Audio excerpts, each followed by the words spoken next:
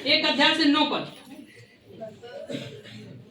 उत्पत्ति की पुस्तक उसका 12 अध्याय और 1 पद से उसके 9 पद के बीच देखेंगे। यहोवा ने अब्राहम से कहा, अपने देश और अपने कुटुंबियों, लिखा अपने देश और अपने कुटुंबियों और अपने पिता के घर को छोड़कर उस देश में चला जा जो मैं तुझे दिखाऊंगा, और मैं तुझसे एक बड़ी जाति बनाऊंगा, और तुझे आशीष दूंगा। जी हाँ, और तेरा नाम महान करूंगा, और तू आशीष का मूल होगा। जी, जो तुझे आशीर्वाद दे उन्हें मैं आशीष दूंगा, और जो तुझे कोसे उसे मैं शाप दूंगा, और भूमंडल के सारे कुल तेरे द्वारा आशीष पाएंगे। यहोवा के इस वचन के अनुसार अब्राहम चला, और लूत भी उसके संग चला। और जब अब्राहम हारान देश से निकला, उस समय वो 75 वर्ष का था। इस प्रकार अब्राहम अपनी पत्नी सारे और अपने भतीजे लूत को, और जो धन उन्होंने इकट्ठा किया था, और जो प्राणी उन्होंने हारान से प्राप्त किए थे, सबको लेकर कनान देश में जाने को निकल चला। और वे कनान देश में आ गए। उस देश के बीच से जाते हुए अब्राहम शेकेम में, जहाँ मोरे का बांज वृक्ष है, पहुंचा। उस समय उस देश में कनानी लोग रहते थे। तब यहोवा ने अब्राहम को दर्शन देकर कहा, ये देश मैं तेरे वंश को दूंगा। और उसने वहाँ यहोवा के लिए, जिसने उसे दर्शन दिया था, सुनिएगा, एक वेदी बनाई। फिर वहाँ से आगे बढ़कर वह उस पहाड़ पर आया जो बेतेल के पूर्व की ओर है, और अपना तम्बू उस स्थान में खड़ा किया जिसके पश्चिम की ओर तो बेतेल और पूर्व की ओर ये है।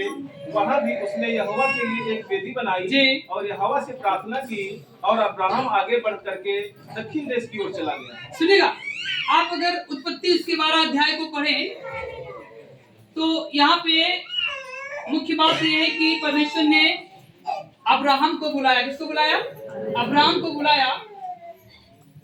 और जब आप पढ़ते तो आप कई आयतों को सुनते और देखते हैं।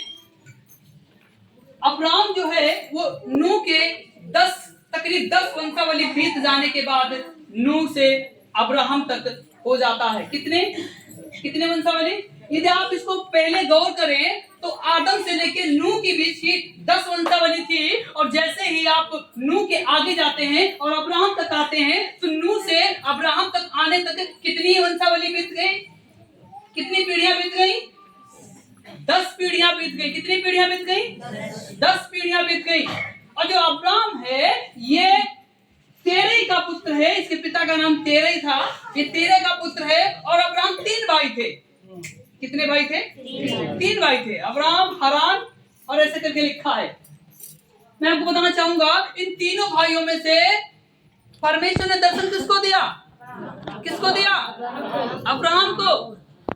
क्या दर्शन दिया? मैं तुझे ऐसे देश में लेके जाऊंगा, तो अपने देश को, अपने माँ बाप को, अपने परिवार को छोड़कर ऐसे देश में चला जा जिसे मैं तुझे दिखाऊंगा। हालेलुया। क्या लिखा है? अगर आप पहले 2-3 आयतों को पढ़ेंगे तो कुछ ऐसे ही लिखा है। पर गौर आपको ये करना है कि वास्तव में अब्राहम जो था वो परमेश्वर की आज्ञाकारिता में चलता था, और उसने परमेश्वर की आज्ञा को माना, इसलिए वो आज सफल होने पाया। मुख्य बात तो इससे सीखेंगे कि परमेश्वर के द्वारा अब्राहम की बुलाहट, परमेश्वर के द्वारा अब्राहम की बुलाहट, या परमेश्वर के द्वारा अब्राहम को बुलाया जाना, या नियुक्त किया जाना, या इलेक्ट किया जाना, ताकि वो एक उससे लंबी जाति निकले और जिससे जो आशीष का कारण ठहरे। हालेलुया। पहला और दूसरा पद क्या कहता है?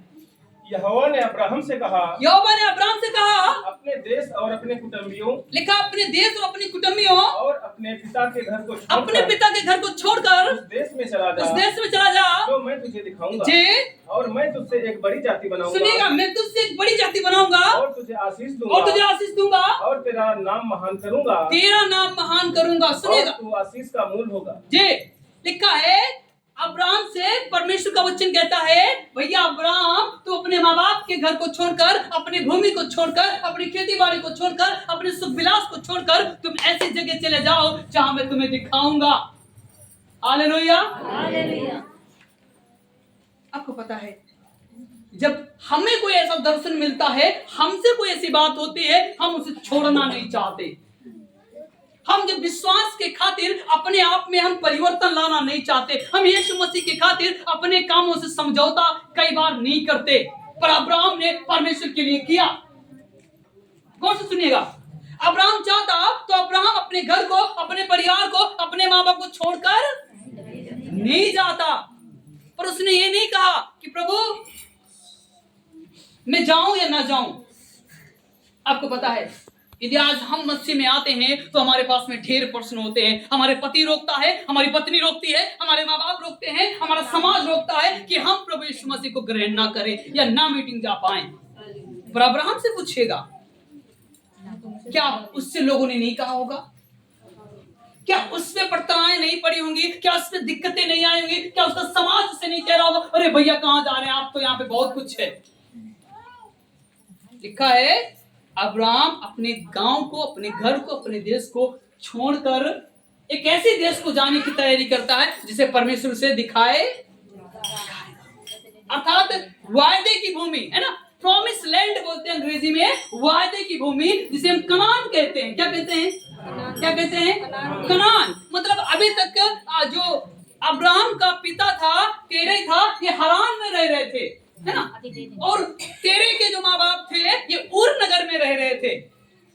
आपको पता है, यदि आप उत्पत्ति की पुस्तक को पढ़ें तो लिखा है जो तेरे का परिवार था, तेरे के माँ बाप थे, वो अब्राहम भी ऊर नगर का रहने वाला था। कहाँ का रहने वाला था? सुनेगा, अगर ऊर नगर को, ऊर देश को, ऊर सिटी को आज के जियोग्राफी में देखें, भौगोलिक जगह में देखें तो इराक में पाया जाता है। कहाँ पाई जाती जगह?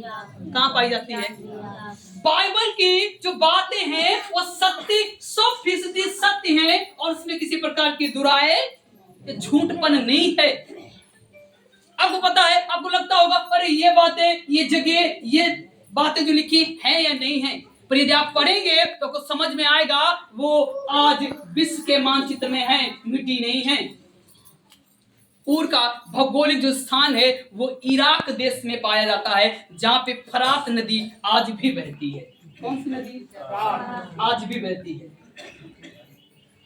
और जो हरान देश है, जब ऊर से तेरे निकलकर हरान में आता है, हरान का जो भौगोलिक जगह है, जो भौगोलिक उसका इतिहास बताता है, वो आज टर्की के देश में आज भी वो जगह मौजूद है, बदली नहीं है। कहाँ पाया जाता है? टर्की, जिसे तुर्की कहते हैं। और सबसे बड़ी बात है, जो प्रॉमिस लैंड था, जो वायदे की भूमि थी, जो कनान देश था, वो आज भी इजराइल और फलस्तीन के बीच में पाया जाता है, आज भी है, वो जगह मिटी नहीं है। इसका भौगोलिक इतिहास है। वास्तव में जो वचन, जो बातें परमेश्वर ने वचन में लिखी हैं, बाइबल में लिखी है, वो बदली नहीं, आज भी मौजूद है। हालेलुया। पर एक जगह है जो विश्व के मानचित्र से हट गई है। कौन? सदोम और अमोरा। कौन सी जगह? कौन सी जगह? लिखा है सदोम और अमोरा के लोग इतने गलत हो गए थे, इतना पाप बढ़ गया था कि परमेश्वर ने उन पे आग बरसाई, और लिखा है आज वो सदोम और अमोरा विश्व के मानचित्र में है नहीं, मिट गया। अब पता, जिसको परमेश्वर चाहता है उसको बसाए रखता है, जिसको परमेश्वर नहीं चाहता है उसको खत्म भी कर देता है। जरूरी है हम परमेश्वर के अनुसार अपने काम को करें और अपने जीवन को चलाएं। हालेलुया। ये वही अब्राहम से जो बात करता परमेश्वर, ये वही परमेश्वर जिसने आदम से बात की, मूसा से बात की, यहोशू से बात की, कालेब से बात की, ये वही परमेश्वर है जो अब्राहम को दर्शन देता है। क्या देता है? क्या देता है? कि हे अब्राहम, तुम सब कुछ छोड़कर ऐसे देश में चले जाओ जो मैं तुम्हें दिखाने पे हूं।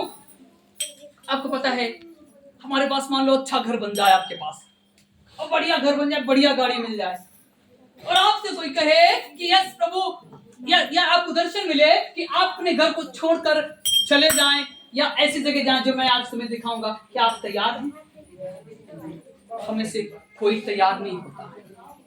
मैं इसको आप इस प्रकार से समझे, यदि आप विश्वास करते हैं, यीशु मसीह में आते हैं, यदि आपको प्रार्थना करना पड़ता है, कई बार आपको चुरा के करना पड़ता है। छोड़ने की बात छोड़िए, कई बार जब आपको मीटिंग आना पड़ता है तो आपको डर लगता है, पति ना रोक ले, पत्नी ना रोक ले, माँ बाप ना रोक ले, बच्चे ना रोक ले। पर अब्राहम से अगर कभी मुलाकात होगी, अभी तो नहीं, कभी अंत के दिनों में, तो अब्राहम भी यही बातें क्या बीती होंगी, अब्राहम ने क्या इन बातों का सामना नहीं किया होगा? मैं आपको बताना चाहता हूँ, परिस्थितियां आपको छोड़ नहीं सकती, परिस्थितियां आपके शायद जीवन से ना जाएं, पर मैं आपको कहना चाहता हूँ परिस्थितियां जाए ना जाएं, पर यीशु जरूर आपके जीवन में रहेगा। Hallelujah, hallelujah. यीशु जरूर आपके जीवन में रहेगा, और जब यीशु मसीह आपके जीवन में रहेगा, परिस्थितियां अपने आप छोड़कर चली जाएंगी, परिस्थितियां अपने आप छोड़कर चली जाएंगी। पर कई बार हम गिव अप नहीं करना चाहते, हम छोड़ना नहीं चाहते। तो वचन में लिखा है अब्राहम ने छोड़ा। हम अपने पुराने चाल चलन को छोड़ना नहीं चाहते।